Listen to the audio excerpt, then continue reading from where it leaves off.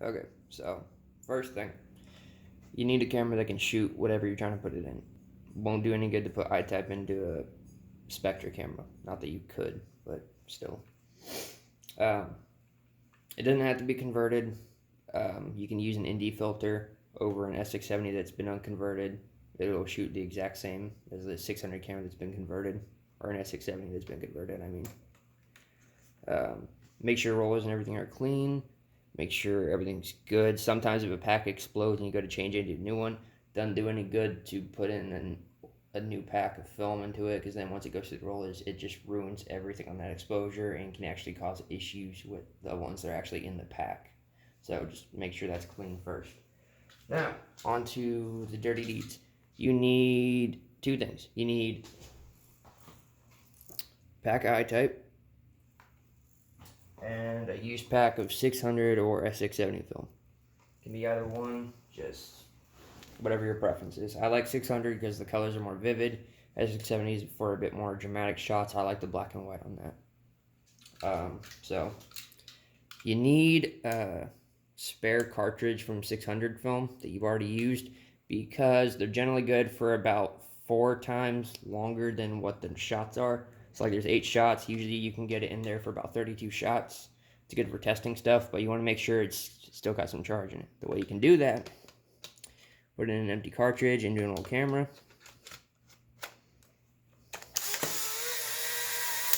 Motor runs, works. Sometimes you want to make sure the camera actually works. You can do the same thing with making sure that you put in like old slides or old exposures in a pack. You can do the same thing to see if it ejects. Now, on to business. So I usually do this in a closet, dark room. If it's sunny out like it is now, I just kind of put blinds down, curtains down in the room just to make sure no light peers under the door. And sometimes I'll even just put a blanket in front of the door underneath just to make sure no light gets in.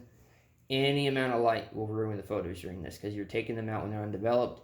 Light hits it, turn all white photos. It sucks. Now, on to this. So generally what I would do, normally I use like latex pair. I'm out right now, so I just use these work gloves. They're fine. Any kind of gloves will work as long as it's dirt free. The reason being, you don't want any kind of oil or anything from your hands getting on them, because what that does, it creates surface tension between the photos. And what happens is you get, let's just say 2 photos. Say you grab like this one and you put on top of this one in the pack. Works fine, everything's in there. Then you go to take a picture. That surface tension will cause it to maybe come halfway, or worse, it'll bend in the middle of that and it'll jam. And then if you've ever shot film before, you know that usually leads to problems such as, I don't have any right here. Basically what will happen is these will get stuck together, it'll jam. The film thing that passes through the rollers where the development chemicals are stored will spread all over this unevenly, and you get like a gold sheen around it. Or worse, the development chemicals will actually explode all over this, get all over the pack. You get like a bluish white stain all over it, and it can spread to the other undeveloped pictures. That when they pass through, it just keeps getting worse and worse. It gets all over the rollers, so every time you pass it through, if you don't clean it, it just causes a mess. So wear gloves, helps avoid that. Also, what you want to avoid doing, whenever you're putting them into a pack, cartridge or whatever, make sure that you're not bending it or anything like that, because it doesn't matter if it's right here or even this white part, because development chemicals are also stored in this area right here.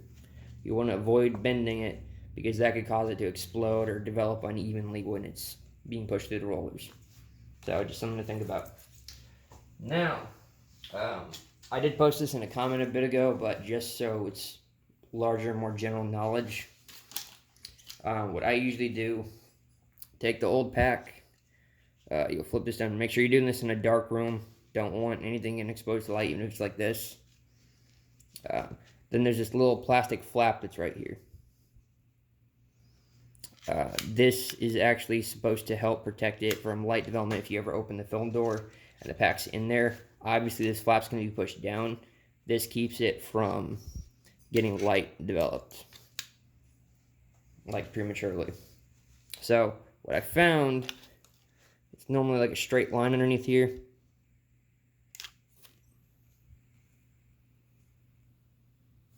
And then you get these two little divots right here and right here. I found that to be the easiest point to enter it. Get it about halfway. Make sure you're pushing down. Not too much pressure, but you want to make sure you're pushing down while you're doing it.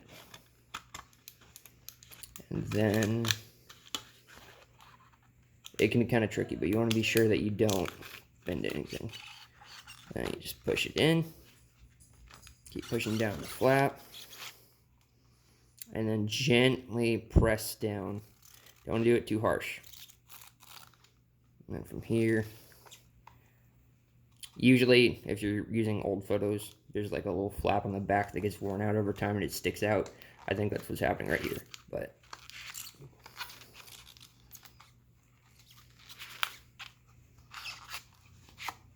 there we go.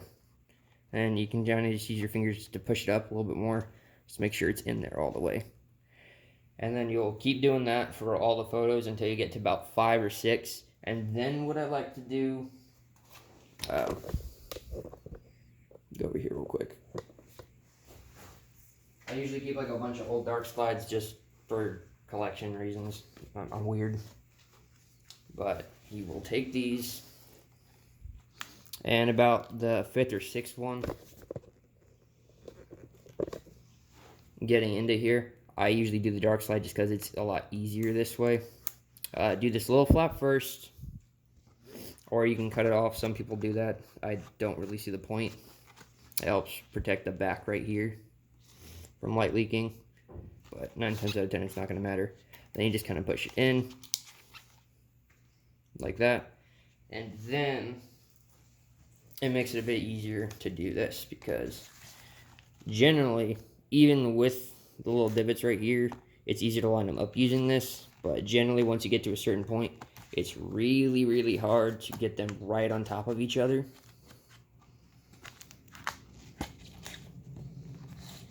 So you can just kind of push it in underneath. And then if something happens where it gets on top, you can just push it back out. And then just kind of hold the dark slide in place while you do it. That way you don't lose two things. And then this is another issue to watch out for. That little plastic flap, come on, focus. The little plastic flap that's right here, you want to make sure it stays out.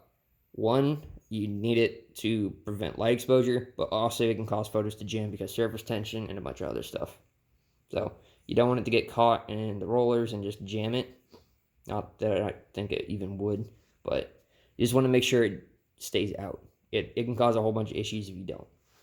So what I usually do, you don't want to use like a screwdriver or anything because that can damage the film and that would be bad. So I just kind of take my fingers, just kind of nudge it, and if that doesn't work, just kind of force the film up a little bit until it pops out.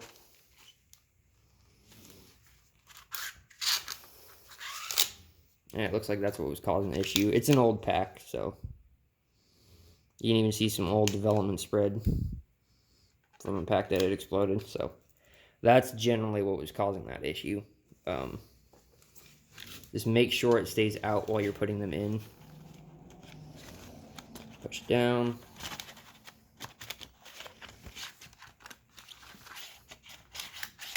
It's not good to get it out a little bit more.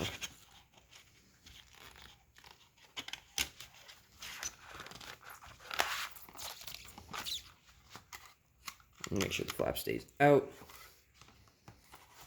And you can keep doing it, so on and so forth, until you get to...